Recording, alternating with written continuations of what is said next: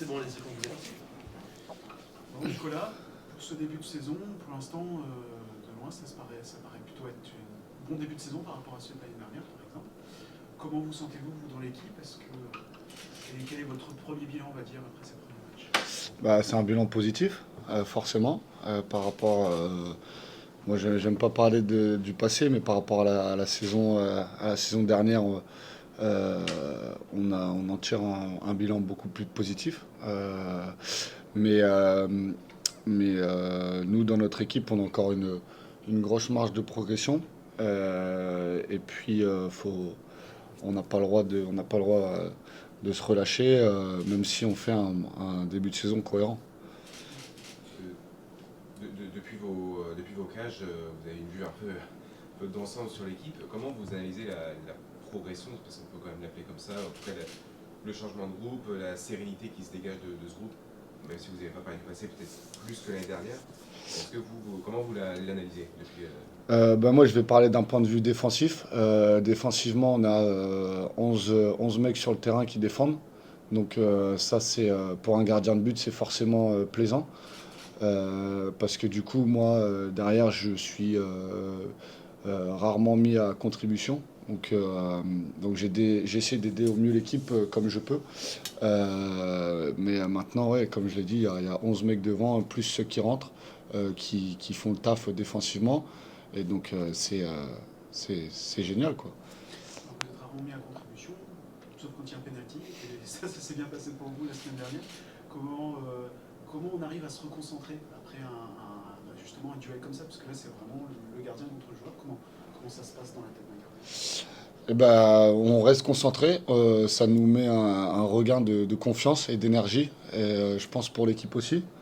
Donc voilà, et puis ça booste le match, ça booste tout le monde. Donc c'est important d'être décisif dans ces moments-là. Je l'avais travaillé, donc c'est génial. On parlait de la force mentale, on va dire, de cette équipe aussi.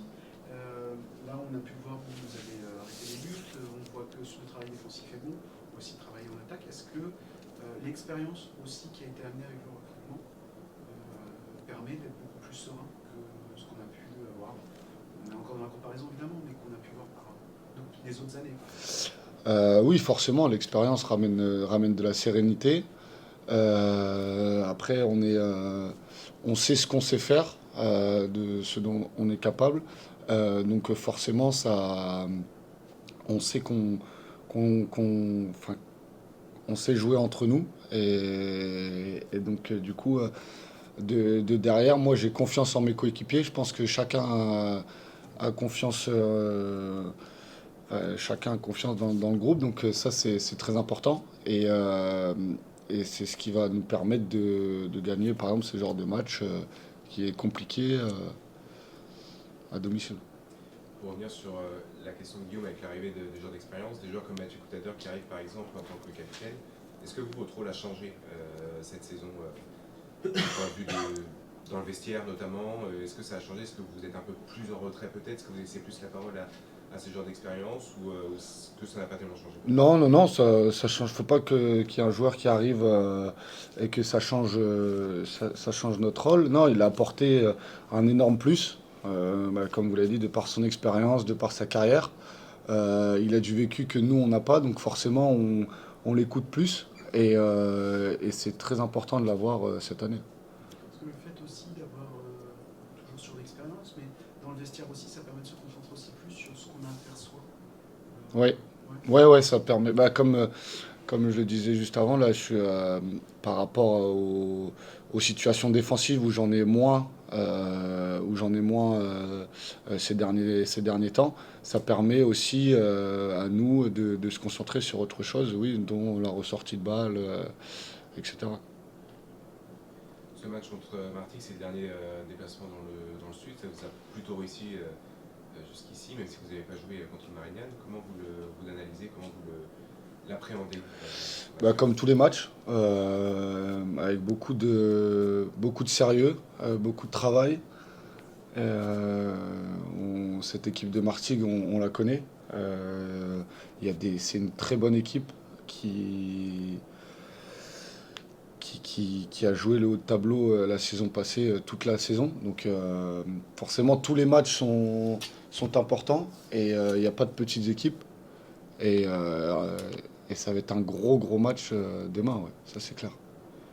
Est-ce que le fait d'avoir à se déplacer, donc là je crois que vous y allez en train, ça, comment dire, c'est handicapant sur la façon dont on prépare le match? Est-ce que Non. ça fatigue Non, c'est différent, mais ça fatigue pas parce que le staff sait ce qu'il fait aussi par rapport aux séances, etc.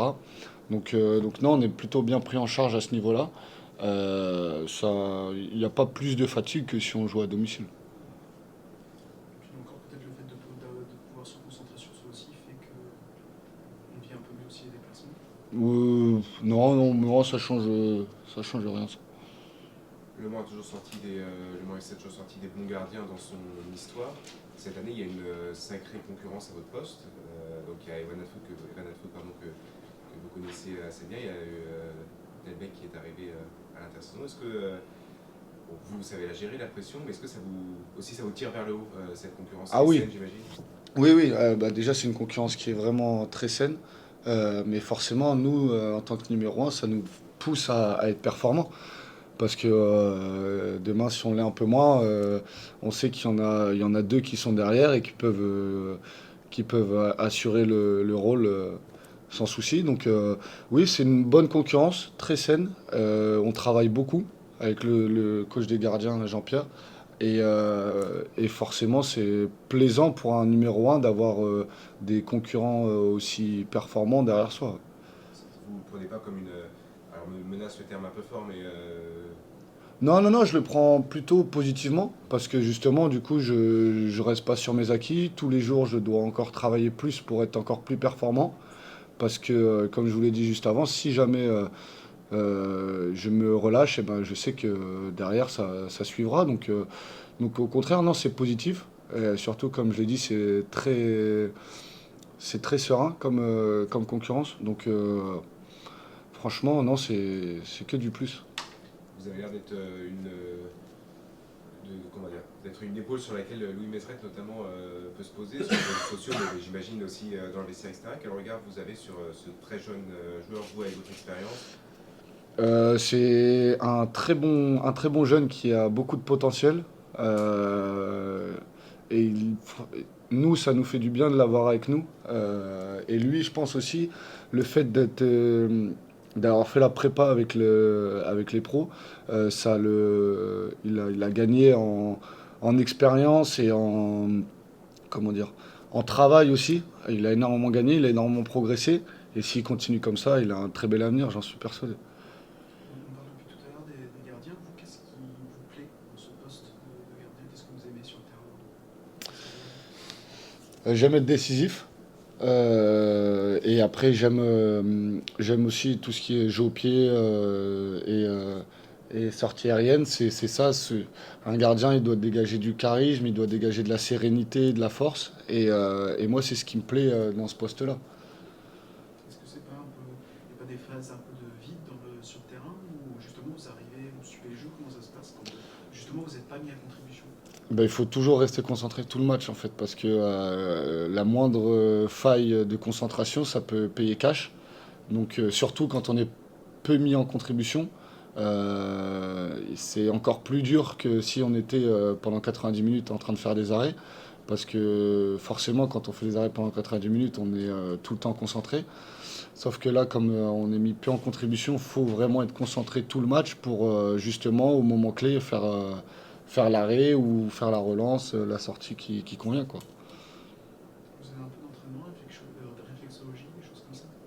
Oui, je fais tout ce qui est mental, etc. Je travaille ça beaucoup, notamment depuis que je suis revenu l'an passé. Et c'est quelque chose qui m'apporte beaucoup de positif, notamment sur la concentration et sur l'appréhension des matchs et le vécu des matchs aussi. Sans parler d'objectifs en particulier, qu'est-ce qui pourrait faire que Le Mans aujourd'hui puisse jouer le haut de tableau sur l'ensemble de la saison? Qu'est-ce qui vous pousse à croire ça en tout cas? Qu'est-ce qui a changé peut-être par rapport à, même pas que l'année dernière, mais les dernières années en général, au-delà de l'expérience peut-être? Je pense que déjà tout le monde a plaisir à faire les efforts ensemble et tout le monde aime jouer ensemble aussi. Ça c'est très important si on veut faire une belle saison parce que le collectif c'est primordial. Donc je pense que ça passe par là. C'est que les mecs aussi prennent du plaisir à jouer entre eux, à défendre ensemble, à défendre pour leurs potes. Et si on garde ça toute la saison, on va vivre une très belle saison. Ok. Bon, Merci beaucoup. merci à vous. Bon voyage. Merci. Et merde pour demain.